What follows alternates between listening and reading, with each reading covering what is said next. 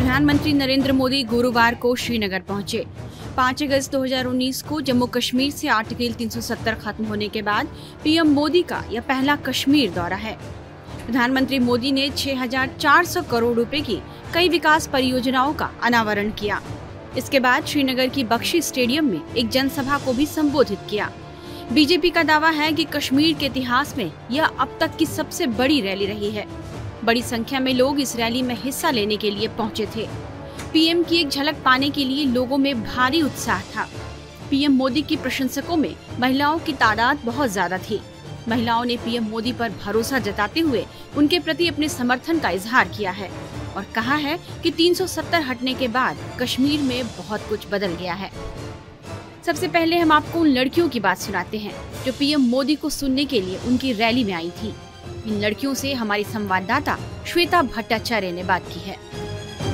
प्रधानमंत्री को सुनने के लिए कई लोग दूर दूर से आए हैं। स्टेडियम तो पूरा खचा आपको दिख ही रहा है। यहाँ हमें 2 लड़कियां मिली हैं और कहते हैं ना कि कश्मीर का भविष्य यही लोग हैं। तो इनसे भी जरा पूछते हैं कि कश्मीर कितना बदला। क्या नाम है आपका? मेरा नाम साहिबा है। साहिबा, ये बताओ कश्मीर बदला? बहुत ज्यादा बदला, बहुत डेवलपमेंट आई हर जगह। मतलब इतनी डेवलपमेंट कश्मीर में नहीं थी जितनी उन्होंने लाई है। तुम 8th स्टैंडर्ड में पढ़ते हो? हाँ। तो ये बताओ, शिक्षा के क्षेत्र में तुम्हें लगता है कि सब कुछ स्मूथ है, जाते हैं, तुम लोगों को एजुकेशन में कोई दिक्कत नहीं हो रही है? कोई दिक्कत नहीं हो रही है एजुकेशन में। मतलब बहुत आगे जा रही है हमारी एजुकेशन। उन्होंने इतनी डेवलपमेंट एजुकेशन में भी लाई कि वो काम नहीं होते थे स्कूल में। पहले ऐसे पढ़ाया नहीं जाता था। टीचर्स की आज क्वालिफिकेशन चेक की जाती है, तब टीचर्स को क्वालिफाई किया जाता है। वो सब मोदी जी की वजह से हुआ है। स्कूल्स खुलते हैं क्योंकि पहले तो ज्यादातर कर्फ्यू लगते थे, महीने में 15 दिन बंद रहते थे। अब क्या स्कूल खुलते हैं? जी, मुझे लगता है अब पहले कि अगर कोई भी हिस्ट्री निकाले 2000 या 1999 से आप देख ले, मोस्ट ऑफ द यहाँ पे जो टाइम था ना वो कर्फ्यू में गुजर जाता था। 2016 में देखिए 4-5 महीनों के लिए कश्मीर टोटल बंद था, इंटरनेट सर्विस बंद थी। लेकिन 2019 से खास करके ये जो 5 साल रहे हैं, इसमें एक बार भी ऐसा नहीं हुआ है कि इंटरनेट सर्विस बंद हुई हो, चाहे वो 15 अगस्त हो या 26 जनवरी हो। यहाँ पे इंटरनेट सर्विस बंद नहीं होते हैं, मोबाइल सर्विस बंद नहीं हो रहे हैं। यहाँ पे एजुकेशन में कोई रुकावट नहीं आ रही है कम से कम। और जहाँ पे जैसे कि मार्च सेशन का ये हुआ है, उसकी वजह से बच्चों को ज्यादा प्रिपरेशन का टाइम मिल जाता है, बहुत अच्छे से पढ़ाई होती है। अगर महिला होने के नाते, लड़की होने के नाते सुरक्षा की बात करें, 370 हटने के बाद हालात कैसे बदले हैं? आप लोगों ने क्या देखा? देखिए, एक चीज जो हमने देखी है 370 हटने के बाद, वो ये थी कि लोग जिस तरह से इंटरप्रेट कर रहे थे इस चीज को, कि जिस तरह से उनका यहाँ की मतलब खास करके जो कश्मीरी लोग थे, जितना उनको यहाँ पे लग रहा था ना कि मतलब शायद खराबी आ जाए, वैसा कुछ हुआ नहीं है। और दूसरी बात, रही बात सिक्योरिटी की, तो लड़कियां आजकल 11-11 बजे भी आप देखेंगे सड़कों पे इजीली चल पा रही हैं। मुझे लगता है वो सब मोदी जी की वजह से हो रहा है। जम्मू कश्मीर से आर्टिकल 370 हटने को लेकर कश्मीर की महिलाओं ने जो कुछ भी बताया है, वह लोगों की कई पूर्व धारणाओं को धाराशायी कर रहा है। सबसे फेमस डल लेक में हम इस वक्त शिकारे पर चर्चा करेंगे कि कश्मीर कितना बदला है। मैम, आपका नाम क्या है? मेरा नाम राशिदा है। राशिदा जी, धारा 370 हटने के बाद क्या लगता है बदलाव कितना हुआ? बिल्कुल, धारा 370 जब से हट गया तो तब से हमें बदलाव ही बदलाव लग रहा है। अगर धारा 370 नहीं हटता तो वो पथराव, वो हड़ताल, वो कैलेंडर वो फिर से निकलता और आप शायद यहाँ नहीं होते। आपका कैमरा भी रास्ते में तो टूट जाता और आप यहाँ तक नहीं पहुँचते।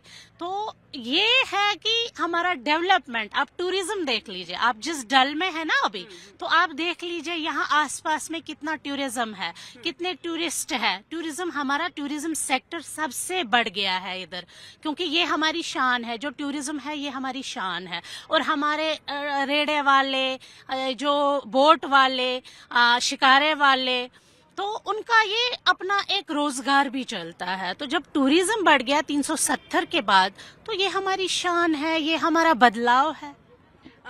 टूरिज्म तो पहले भी था, लेकिन कह रहे हैं कि प्रधानमंत्री नरेंद्र मोदी का धारा 370 हटने के बाद ये पहला कश्मीर दौरा होगा। इस दौरे को कैसे देख रही हैं? बिल्कुल, हम अभी भी इंतजार में हैं। वो कल आ रहे हैं। हम बहनें, वो हमारा लाडला भाई है हम बहनों का। हमारी जो बुजुर्ग औरतें हैं उनका लाडला बेटा है। जिस लाडले बेटे ने उनके बुढ़ापे का ख्याल रखा, हॉस्पिटल में फ्री इलाज करवा रहे हैं। आज आपको भी पता, गोल्डन कार्ड सबके जेब में है, सारे बुजुर्गों के जेब में है। तो उनका लाडला बेटा हम बहनों का लाडला भाई है। हम उनके इंतजार में हैं इस वक्त, और हम बड़े जोश और खरोश से आप देखेंगे कि हम बहनों का कैसा वहाँ तांता बना होगा, और कितनी बहनें, हजारों में बहनें, लाखों में बहनें वहाँ कल पहुंचेंगी और उनके इंतजार में रहेंगी। आप लोग प्रधानमंत्री नरेंद्र मोदी को अपना भाई बता रही हैं, लाडला बेटा बता रही हैं, लेकिन राशिदा जी, ऐसे भी विपक्षी पार्टियां हैं जो प्रधानमंत्री को कहते हैं मोदी का तो कोई परिवार ही नहीं है, हालांकि वो 140 करोड़ जनता को अपना परिवार मानते हैं। इसको कैसे देखती हैं? उनको क्या जवाब देंगी आप? हम है ना उनका परिवार, जिनका उन्होंने ख्याल रखा, हमारा उन्होंने ख्याल रखा, हम बहनों का, बूढ़े लोगों का, तो वो उनका परिवार, हम उनका परिवार नहीं तो फिर क्या है? हम तो उनका परिवार है ना, पूरे इंडिया उनका परिवार है।